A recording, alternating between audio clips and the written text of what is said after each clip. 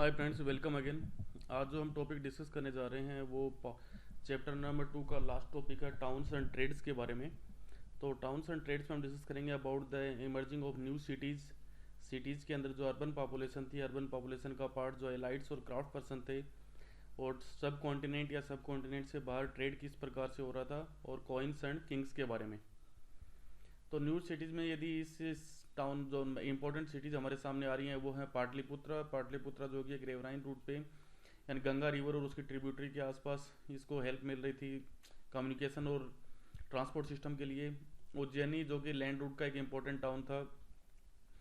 पुहार जो कि एक कोस्टल पार्ट पे एक उस समय का बहुत ही इम्पोर्टेंट एक पोर्ट टाउन सिटी था। मथुरा जो कि एक कमर्शियल, कल्चर और पॉलिटिकल एक्टिविटीज़ का मेन सेंटर था। तो from the 6th century BC से हम बात करेंगे। 6th सेंचुरी बीसी से ये जो सारा सिस्टम उसकी शुरुआत होती है। अर्बन सेंटर्स हैं, धीरे धीरे अर्बन सेंटर्स हैं वो हमारे सामने उभर के आ रहे हैं different parts of the sub continent के अलग अलग पार्ट में।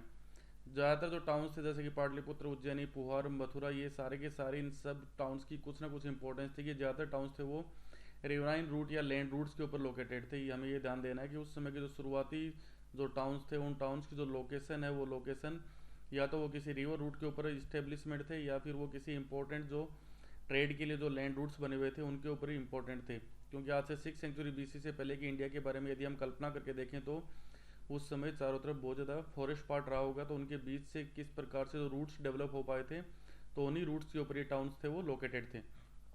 अब इन टाउन से रिलेटेड जो ज़्यादातर इन्फॉर्मेशन है वो हमारे पास वोटिव इंस्क्रिप्शन से आती है।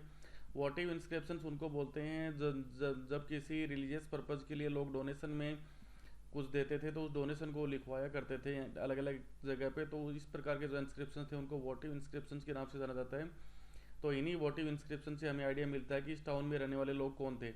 जैसे कि मंदसौर से रिलेटेड एक इंस्क्रिप्शन हमारे पास है जिसमें ये पता चलता है कि मंदसौर में रहने वाले जो बुनकर थे उन्होंने वहाँ पे जो सूर्य मंदिर था उसको बनवाने के लिए उन्होंने डोनेशन दिया था। तो इससे हमारे सामने एक आइडिया लग जाता है कि वहाँ पर किस प्रकार के लोग रहते थे। तो टाउन्स के अंदर डिफरेंट टाइप के लोग रहते थे जैसे कि washing folk, weavers, scribes, carpenters, potter, goldsmith, blacksmith, official, religious, teacher, merchants, kings, ये सब के सब टाउन्स के अंदर अलग अलग टाइप के ऑक्यूपेशन वाले लोग रहते थे। एलाइट्स थे वो फोर्टिफाइड सिटी में रहते थे, यानी कि जो राजा और उसके जो फैमिली वगैरह और साथ में जो ब्यूरोक्रेसी थी वो इस प्रकार के शहरों में रहते थे जिनको सेफ्टी पर्पज़ के लिए फोर्टिफाइड किया गया था, जिनको चारों तरफ से दीवारों के द्वारा जिन्हें सेफ्टी प्रोवाइड की गई थी। साथ ही हमें यहाँ पे आर्कियोलॉजिस्ट को बहुत सारे आर्टिफैक्ट्स भी मिले हैं खुदाई के अंदर जिनमें शामिल हैं fine pottery, bowls, dishes, ornaments, tools, weapons. साथ ही इस समय ये ऐसा टाइम था जब कुछ नए प्रकार के ऑक्यूपेशन भी सोसाइटी में आ रहे थे जो कि पहले नहीं थे। तो नए प्रकार के ऑक्यूपेशन में हम देख सकते हैं कि वीवर्स की, ब्लैक स्मिथ, गोल्ड स्मिथ, क्योंकि जितना भी मेटल के बारे में लोगों को पता चलने लग गया है उसी प्रकार से ये नए प्रकार के ऑक्यूपेशन सामने आ रहे थे। दूसरा, जो टाउन है तो टाउन से ट्रेड शुरू होगा, तो ट्रेड को बढ़ावा देने के लिए हमारे सामने मर्चेंट्स का उदय हम देख रहे हैं, साथ में ट्रेडर्स भी उसी से कनेक्टेड हैं, फिर पोर्टर्स, कारपेंटर्स, ये सारे। दूसरा, टाउन्स के अंदर जो गिल्ड है, गिल्ड की एक इम्पोर्टेंस होती थी, गिल्ड का एक इम्पोर्टेंट रोल होता था किसी भी टाउन के अंदर। उसको हम डिस्कस करते हैं गिल्ड क्या काम करता था। तो आर्टिसन ट्रेडर्स थे वो अपने आप को एक गिल्ड या श्रेणी के अंदर ऑर्गेनाइज करते थे। किसी जैसे वर्तमान में मान लीजिए कोई एक फैक्ट्री है तो फैक्ट्री के जो वर्कर्स होते हैं वो अपने आप को किसी उनकी जो यूनियन होती है उस यूनियन के अंदर वो ऑर्गेनाइज करते हैं। इसी प्रकार उस समय के जो आर्टिशियंस और ट्रेडर्स होते थे उन्होंने भी अपनी अपनी इस प्रकार से एक यूनिटी के लिए जो संगठन बनाया था उस संगठन को गिल्ड के नाम से जाना जाता था, जिनको कि हिंदी में श्रेणी के नाम से भी जानते हैं। और गिल्ड्स का जो मेन फंक्शन था वो मेन फंक्शन था कि वो अपने अंडर आने वाले जितने भी जो मेंबर्स हैं उन मेंबर्स के लिए रूल्स एंड रेगुलेशंस को बनाते थे। साथ ही वो मेंबर्स के लिए जो रॉ मटेरियल है उसको प्रोक्योर करते थे कि आगे सामान बनाने के लिए जो कच्चा माल चाहिए उसको भी गिल्ड प्रोवाइड करती थी लोगों को। साथ ही जो बना हुआ माल है उसको किस प्रकार से उसकी मार्केटिंग की जाएगी, कहाँ उसका ट्रेडिंग होगा, कितना सामान बनाना है, कितना, इन सब को रेगुलेट करने का काम गिल्ड के द्वारा किया जाता था। जो ट्रेड था वो केवल इंडियन सब कॉन्टिनेंट तक ही कन्फाइंड नहीं था, मतलब केवल भारत और भारत के आसपास के इलाकों तक कन्फाइंड नहीं था, बल्कि भारत का ट्रेड उस समय सुदूर इलाकों तक भी फैला हुआ था, for the distant land also, जिनमें आपका नॉर्थ ईस्ट में Africa, west Asia, south east Asia और चाइना तक इंडिया का ट्रेड होता था। ट्रेड के जो मेन आइटम थे वो इंडिया की स्पाइसी, जो इंडिया के मसाले होते हैं, साथ ही जो फाइन पर्ल्स यहाँ पे मिलते थे, आइवरी का जो सामान है, साथ ही जो सिल्क उस समय इंडिया का एक इम्पोर्टेंट ट्रेडिंग पार्ट था। इंडिया की सिल्क की इंपॉर्टेंस पूरे वर्ल्ड में मानी जाती थी। साथ ही यहाँ के जो मेडिसिनल प्लांट्स हैं उनका भी ट्रेडिंग किया जाता था। तो India has the constant with that countries on the eastern side along with the bay of Bengal, और साथ में वेस्टर्न साइड में अरेबियन सी के थ्रू होकर नॉर्थ अफ्रीका तक इंडिया का ट्रेड होता था। वेस्ट एशिया में जो ट्रेड है वो यूरोप के कई सारे कंट्रीज तक भी होता था। मैप से आप देख सकते हो कि यहाँ से इस प्रकार से इंडियन ट्रेड यूरोप तक हो रहा था मेडिटेरियन सी की हेल्प से इधर। और यहाँ पे जो ट्रेड है उसमें जो यूरोपियन ट्रेड में हमारे पास स्पेशली बहुत सारे एविडेंस हैं जो कि रोमन एम्पायर से इंडिया का जो ट्रेड होता था उससे रिलेटेड एविडेंस हमारे पास है। तो यानी कि हमारा इंडिया का ट्रेड केवल आसपास एशिया तक ही शामिल नहीं था बल्कि यूरोप तक भी इंडिया का ट्रेड हो रहा था, ये हमें ध्यान रखना है। इसके अलावा सब जो मर्चेंट्स थे उन मर्चेंट्स को मसुबटन बोलते हैं और तमिल में इनको सेठीज बोला जाता है। साथ ही प्राकृत लैंग्वेज में इनको साथवा बोला गया है। तो ये नाम आपको ध्यान रखना है एमसीक्यू के लिए। अब हम बात करते हैं कॉइन्स की कि कोई भी सिटी डेवलप हुई है, सिटी के बाद ट्रेड भी डेवलप हो रहा है, तो ट्रेड को जो फैसिलिटेट करने के लिए कॉइनेज सिस्टम भी हम इस समय देख रहे हैं। तो इंडिया में जो शुरुआती कॉइन है, जो इंडिया के सबसे प्रारंभिक कॉइन है, उन कॉइन्स को पंच मार्क्ड कॉइन बोला गया है। एमसीक्यू याद रखिएगा, इन कॉइन्स को पंच मार्क्ड कॉइन बोला गया है। साथ ही ये जो कॉइन्स जिस मेटल से बने होते थे वो भी इंपॉर्टेंट हमारे एग्जाम के लिए। ये कॉइन्स हैं वो कॉपर और सिल्वर से बने होते थे, यानी कि जो शुरुआती कॉइन है ये गोल्ड के नहीं होते थे, ध्यान रखना है। ये कॉइन है वो कॉपर और सिल्वर के बने होते थे। और इनको पंच मार्क्ड कॉइन इसलिए बोला जाता था कि ये शुरुआती कॉइन है वो पंच करके, जैसे मान लीजिए कोई मेटल है उसको आप गर्म कर लेते हो, गर्म करने के बाद जो उसका मेल्टिंग पोर्शन होता है उस मेल्टिंग पोर्शन के ऊपर एक पंच करके उनको तैयार किया जाता था। तो उनकी जो शेप होती थी वो अलग अलग प्रकार की होती थी। और साथ ही इन शुरुआती कॉइन्स के ऊपर कोई ऐसा इंस्क्रिप्शन राजा का नाम या उनकी फ़ोटो भी नहीं होती थी, वो बाद में इसकी शुरुआत हुई है। जो बाद की कॉइन्स हैं उन कॉइन्स के ऊपर बहुत सारे इंस्क्रिप्शन हमारे पास हैं, जैसे राजा अपने साम्राज्य का नाम लिखवा देता था, वो अपना नाम लिखवा देता था, इस प्रकार के इंस्क्रिप्शन। साथ ही पिक्चोरियल रिप्रेजेंटेशन की कई प्रकार के राजाओं ने अपने पिक्चर्स भी उनके ऊपर रिप्रेजेंट करवाई है, ये बाद की कॉइन्स में। जो फर्स्ट गोल्ड कॉइन था इंडिया में, एमसीक्यू के लिए दोबारा से याद रखिएगा, जो प्रथम गोल्ड कॉइन थे इंडिया में वो कुषाण शासकों के द्वारा जारी किए गए थे इंडिया में। अब इनकी पहचान किस प्रकार हुई कि ये जो गोल्ड कॉइन हमें मिले हैं कुषाण शासकों के हैं, तो उस समय जो कुषाण शासक थे उनके गोल्ड कॉइन्स और उस समय के जो कंटेम्प्रेरी रोमन एम्पायर था उनके गोल्ड कॉइन्स का जो वेट है वो सेम है। और जो कुषाण शासक थे वो उस समय नॉर्थ वेस्ट इंडिया में पूरे सिल्क रूट को वो पूरी तरह से उनके अधिकार क्षेत्र में था। तो सिल्क रूट से जाने वाले जितने भी ट्रेडर्स थे उन ट्रेडर्स से वो इनकम जनरेट कर रहे थे, जिसके कारण वो पहली बार इंडिया में गोल्ड कॉइन को लागू कर पाए। तो शुरुआती जो गोल्ड कॉइन है वो इंडिया में जिन शासकों द्वारा लागू किया गया उनका नाम कुषाण शासक है। हिस्टोरियंस के जो लिंक है उनसे पता चलता है कि इंडिया का रोमन एम्पायर से ट्रेड होता था। तो साउथ इंडिया में स्पेशली जो अरिकमेडू नाम से एक जगह है ये पौंडीचेरी के पास, वहाँ से हमें बहुत सारे रोमन एम्पायर से रिलेटेड कॉइन्स मिलते हैं, जिससे ये जस्टिफाई किया जा सकता है कि इंडिया का उस समय जो ट्रेड है वो रोमन एम्पायर से भी हो रहा था। जो कॉइन्स है उसका अध्ययन करने वाले जो व्यक्ति होता है उसको न्यूमिस्टिक्स बोलते हैं। कॉइन का जो अध्ययन है वो न्यूमिस्टिक वाली शाखा के अंतर्गत किया जाता है। दोबारा से एमसीक्यू के लिए इंपॉर्टेंट है। तो कॉइन्स है वो किसी भी एक्सचेंज के लिए, कोई भी ट्रेड है उसमें आपको मीडियम ऑफ एक्सचेंज की जरूरत होती है, तो उसके लिए कॉइन्स का यूज़ इंपॉर्टेंस बढ़ती चली जाती है। यदि कॉइन्स नहीं होते हैं तो एक्सचेंज का काम बार्टर सिस्टम के द्वारा होता है। तो बार्टर सिस्टम में जो वस्तुओं का जो एक्सचेंज होता है उसमें केवल लोकल लेवल पे ही आप कुछ ट्रेड कर सकते हो, लेकिन यहाँ पे जब इंडिया का ट्रेड है वो बाहर भी हो रहा था, तो इसलिए इन कॉइन्स का इंट्रोडक्शन करना ज़रूरी हो गया था। पंच मार्क कॉइन थे वो सिल्वर और कॉपर से बने थे, जैसे हमने पहले बात की थी। और ये शुरुआती कॉइन थे इंडिया के। जो कॉइन्स थे वो राजाओं के द्वारा, मर्चेंट्स के द्वारा, बैंकर्स और टाउन पीपल सभी के द्वारा जारी किए जाते थे। जो फर्स्ट कॉइन जिनमें दोबारा से एमसीक्यू लिए इंपॉर्टेंट है, फर्स्ट कॉइन जिनके ऊपर राजाओं का नाम और इमेज लिखी हुई थी, इस प्रकार के कॉइन इंडिया में इंडो ग्रीक शासकों के द्वारा जारी किए गए हैं। और फर्स्ट गोल्ड कॉइन्स हैं वो कुषाण शासकों के द्वारा जारी किए गए हैं।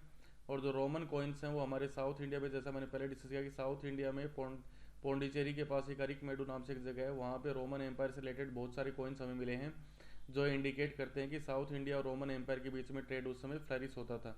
तो कॉइन से रिलेटेड यदि एमसीक्यू की यदि हम बात करें तो यहाँ पर जो इंपॉर्टेंट एमसीक्यू हमारे पास आ रहे हैं कि जो फर्स्ट कॉइन्स थे इंडिया के वो पंच मार्क कॉइन्स हैं।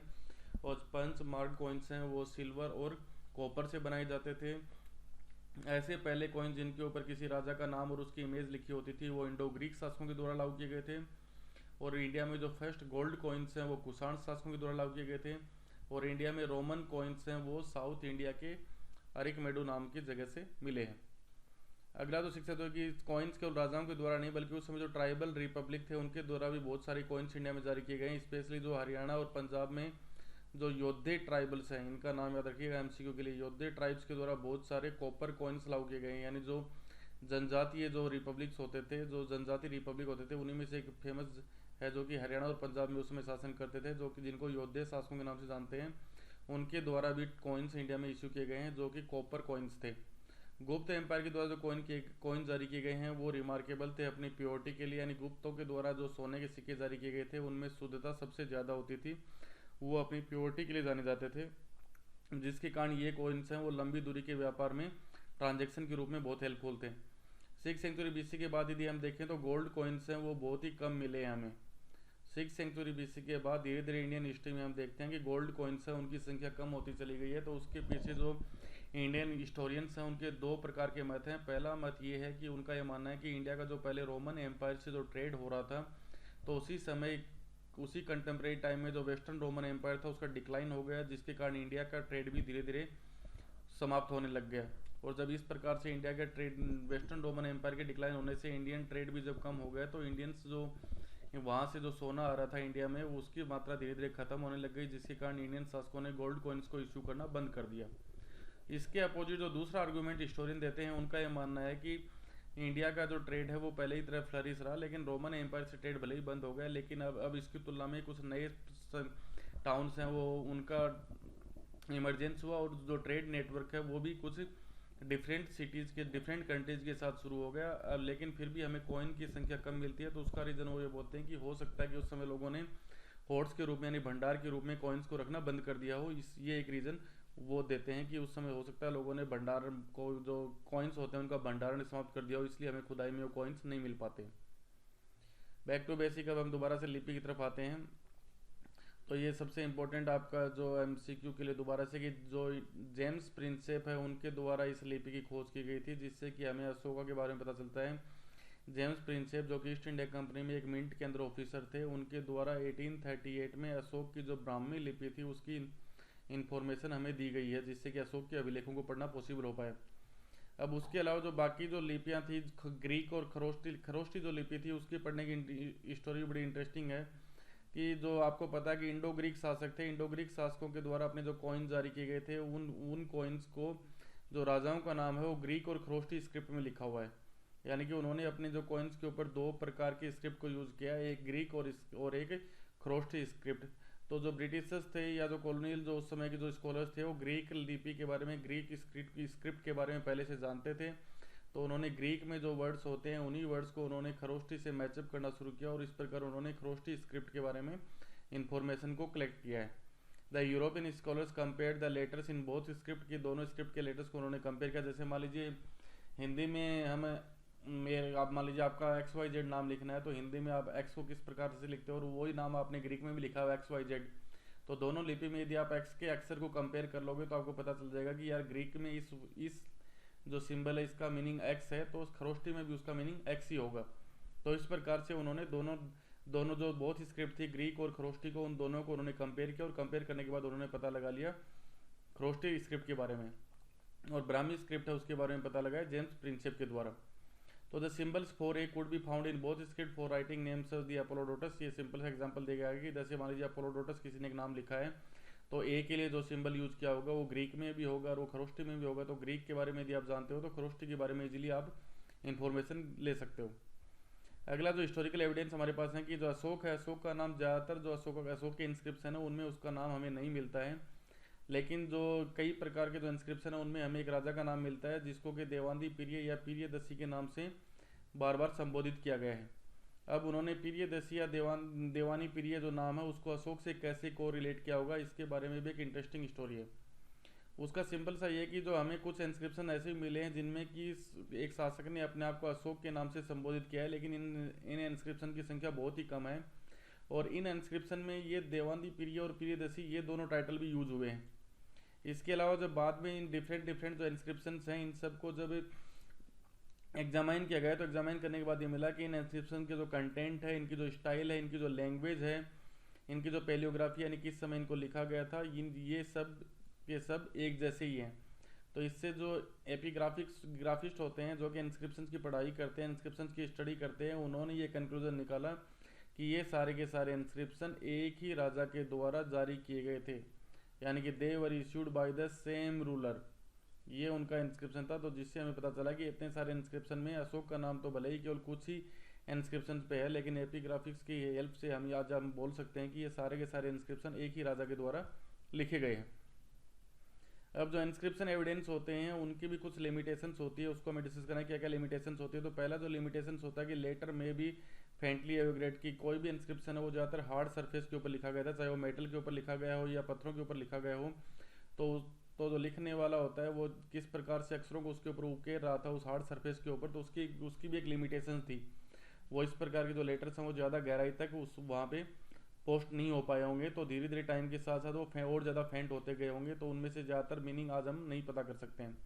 ज़्यादातर इंस्क्रिप्शन है वो डैमेज हो चुके हैं, जिसके कारण बीच बीच के लेटर वो मिस हो सकते हैं। कि ज़्यादातर इंस्क्रिप्शन को पत्थरों के ऊपर लिखा गया था, तो ये स्टोन्स हैं वो पिछले 2000 ईयर्स हो चुके हैं, तो 2000 साल में हो सकता है उन स्टोन्स को कई लोगों ने यूज़ किया हो या उनके ऊपर कुछ और लोगों ने लिखने की कोशिश की हो या किसी और पर्पज से उनको यूटिलाइज किया हो, तो कई प्रकार के स्टोन्स हैं वो नष्ट भी हो चुके हैं। जैसे कि हम जानते हैं कि जो समुद्रगुप्त की जो प्रशस्ति है, प्रयाग प्रशस्ति, इलाहाबाद प्रशस्ति, उसको जो जहांगीर थे वो जहांगीर के द्वारा इलाहाबाद से दिल्ली मंगवाया गया था, तो उसको दिल्ली में रखवाया गया था। तो इस प्रकार से हो सकता है कि इन इंस्क्रिप्शन को भी इधर उधर लोगों ने शिफ्ट किया हो, ये भी एक संभावना है।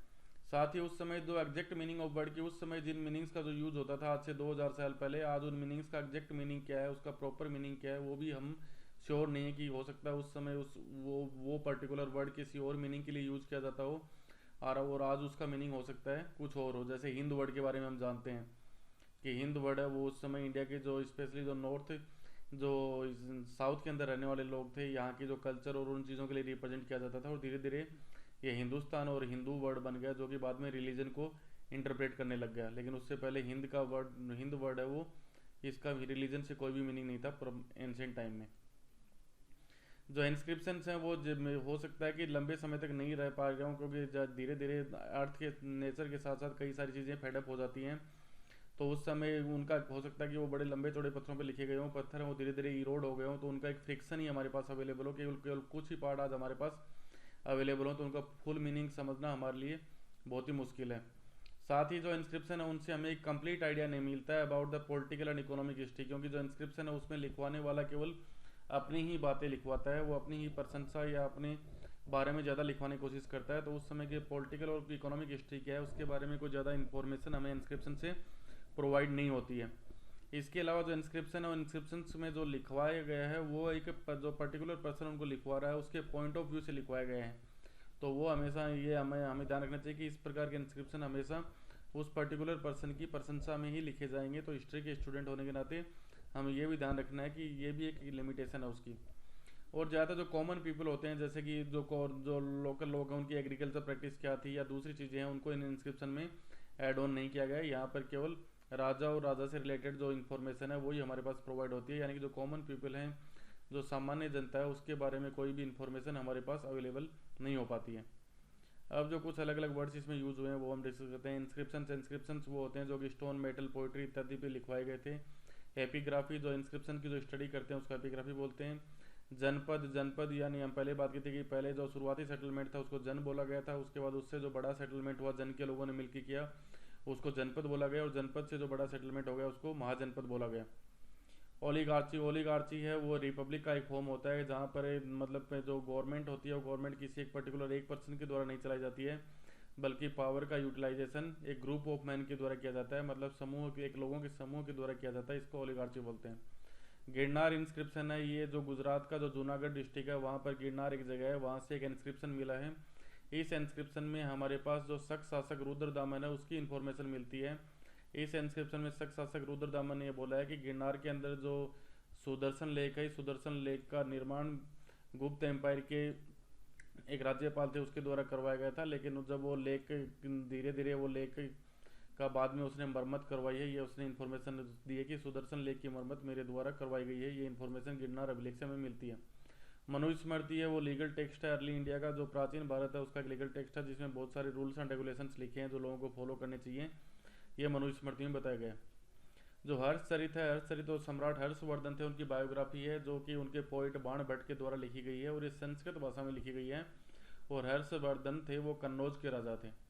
अग्रहारा लैंड उसको बोलते थे जो जो जो जमीन का जो डोनेशन है ब्राह्मणों को दिया जाता था, इस प्रकार की जमीन को अग्रहार लैंड जमीन बोलते थे।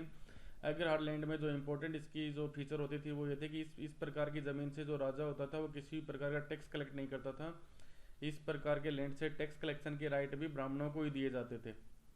वोटिव इंस्क्रिप्शन उनको बोलते हैं जो जिनमें कि वो सारे रिकॉर्ड होते हैं, जिस record gift made to religious institution, कि रिलीजियस इंस्टीट्यूशंस को गिफ्ट में जो चीज़ दी जाती थी उससे रिलेटेड इंस्क्रिप्शन हमें वोटिव इंस्क्रिप्शन में मिलते हैं।